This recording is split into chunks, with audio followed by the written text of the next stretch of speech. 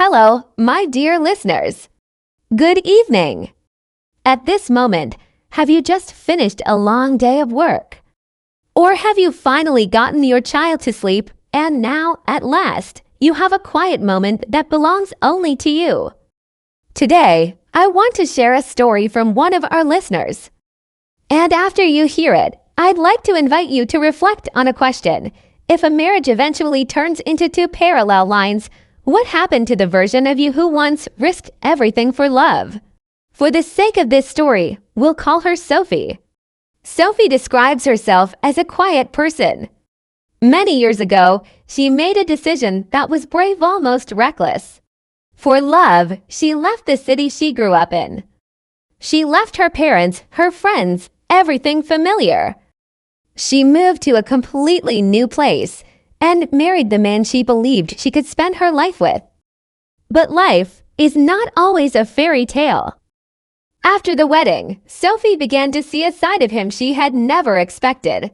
He handled problems with coldness. At home, he barely touched any chores.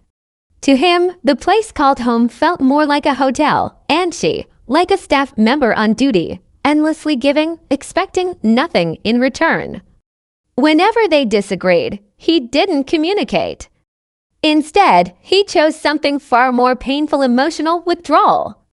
He could go days without saying a single word to her, treating her like air. And in what should have been the closest relationship, she felt the deepest loneliness. Worse still, in the early years of their marriage, he became physically violent. Sophie never told anyone, especially not her parents, because she knew they were far away. And if they knew, all they could do was worry, lose sleep, suffer helplessly. She didn't want to send her pain back home. Dear listeners, I don't know what you're feeling right now. But let me ask you this. Have you ever been deeply hurt, yet chose to carry it alone just so the people who love you wouldn't worry? That feeling is probably another name for loneliness. Over time itself became a slow painkiller. They adjusted. At least, that's how Sophie described it. He stopped being violent. But maybe what really happened was that she gradually wore down all her edges, trading pieces of herself for temporary peace. When their child reached school age, Sophie moved to the city for better education, taking her son with her. Her husband stayed behind in their original town. The distance, just a 20-minute drive, he rarely came to stay with them. On weekends, Sophie would bring the child back. That was the only time they crossed paths. Their lives became like two straight, parallel lines. Even when they intersected briefly, it was mechanical. A few questions about the child. Nothing more. He never called, and when Sophie called him, asking what he was doing, his response was often cold and impatient. Don't you have anything better to do? Meanwhile, Sophie carried everything alone. The child's education, daily life, school hiccups, housework, everything. Her efforts were like air to him, essential, yet completely invisible. I feel suffocated, she said. Her husband's career had struggled for years. He later turned to farming, taking out loans annually. Old debts remained unpaid. And between them, the concept of shared finances had long disappeared. Sophie alone supported the child and the entire household in the city.